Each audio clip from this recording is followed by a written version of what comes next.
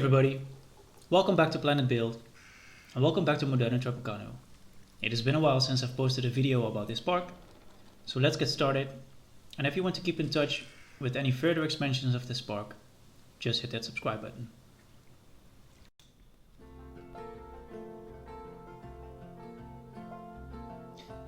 Something new in this video that hasn't been done in my other videos is that I'm going to try and commentate on the things I do in this video. And that was suggested by a subscriber, and I want to thank her for that. She said, okay, maybe it's better if you commentate on what you're doing.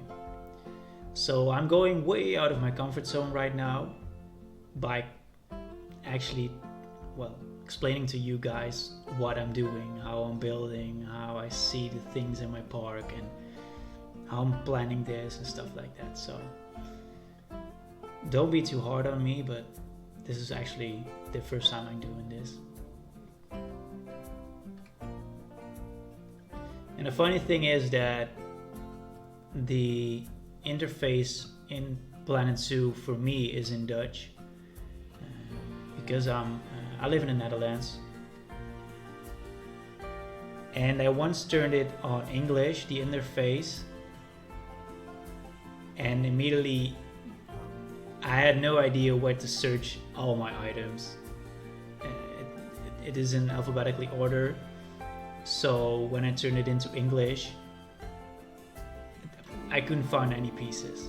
So yeah, for you guys, maybe not that good to see it in Dutch, but hopefully I can talk you guys through it. So what I made here is just a small staff building. I had to put in some electricity over there for the monorail station, so I also added some small staff buildings. Otherwise the other staff building was just way on the other side of the park. And what I usually do with the staff area is that I put a structure over the section where the paths for guests and staff combine, so that you don't actually see the layover of the two paths.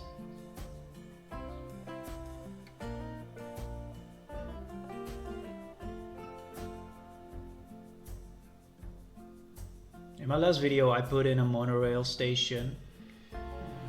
The track of the monorail is quite short, but that has to do with the small area of the park it's in right now. Each time I'm going to expand the park, I'm going to adjust the monorail track.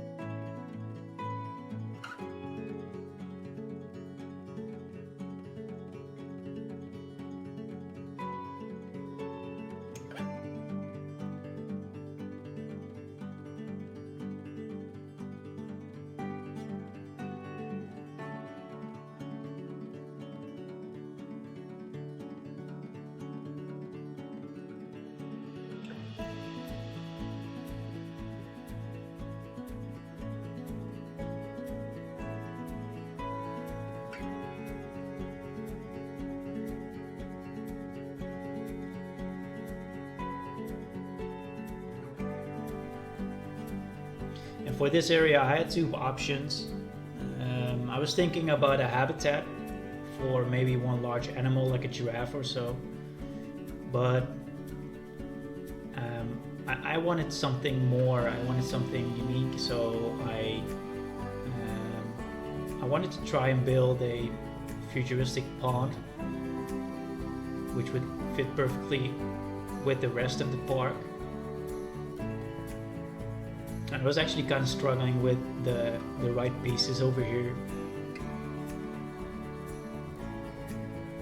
Eventually I turned up using the lampposts and the African lampposts, which I used in the rest of the park also. And if you combine those lamps together, you can create a flower looking structure.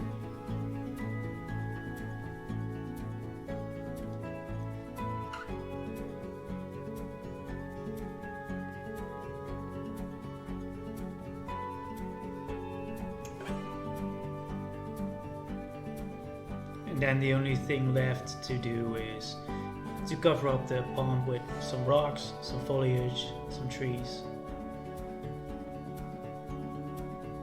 I usually use the same type of rocks for my whole park.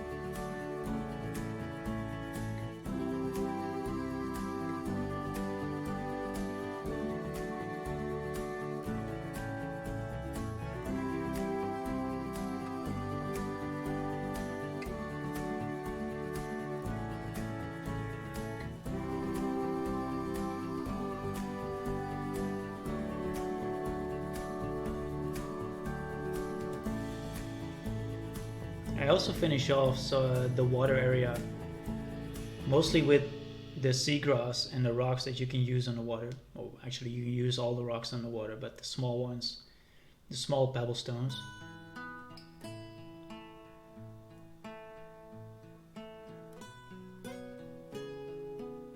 That just adds somewhat more detail to the rest of the pond.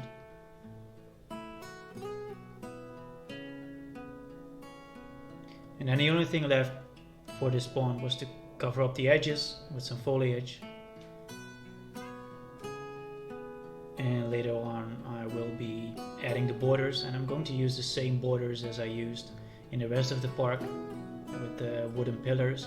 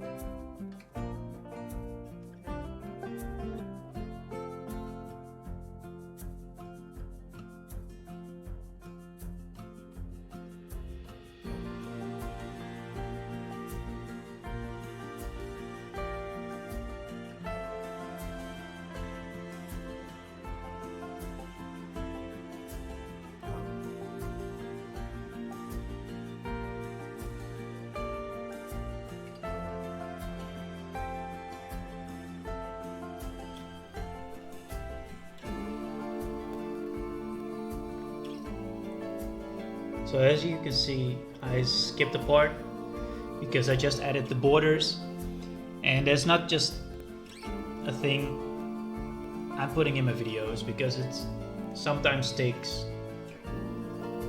quite a long time to add all those borders to the paths. If you want, you can use the prepared borders for your paths, but there's some paths I do think they got good borders, but this one doesn't have any good borders, so that's why I'm adding in some custom borders. And I do believe the wood just fits in perfectly with the rest of the park.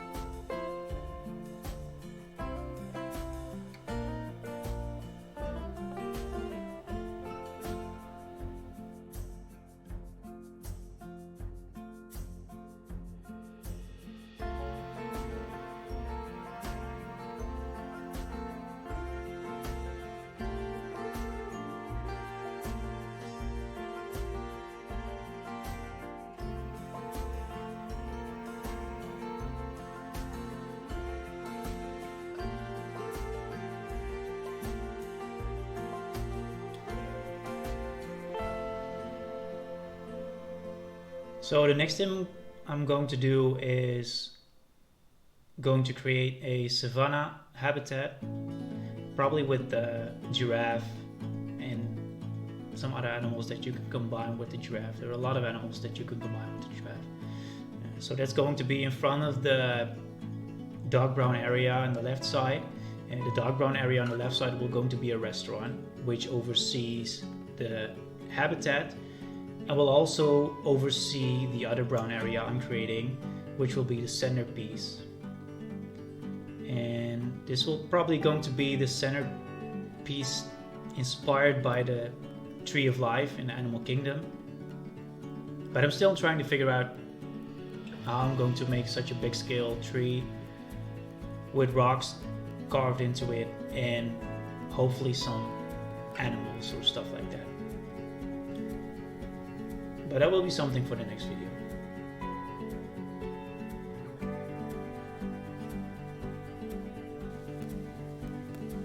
And that is it for today's video.